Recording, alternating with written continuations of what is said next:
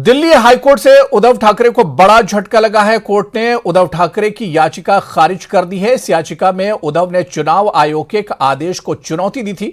दरअसल शिवसेना में हुई तोड़फोड़ के उद्धव और शिंदे दोनों ही खेमों की ओर से शिवसेना पर अपना अपना दावा किया गया था, जिसके चलते चुनाव आयोग ने दोनों धड़ों को अलग अलग नाम और चुनाव चिन्ह अलॉट कर दिया था।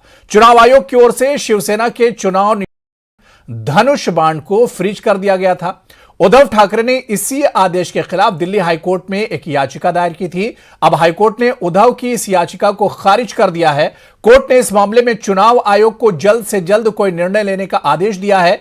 बता दें कि शिवसेना में हुई बगावत के बाद शिंदे गुट और उद्धव गुट दोनों ने ही शिवसेना पर अपना दावा किया था। शिवसेना के नाम और चुनाव चिन्ह को लेकर खींचतान तेज हो गई थी। इसी बीच अंधेरी सीट पर उपचुनाव के चलते चुनाव आयोग ने दोनों गुटों को नया नाम और नया चुनाव निशान जारी कर दिया था। चुनाव आयोग ने तब तक के लिए चुनाव चिन्ह को फ्रीज कर दिया था।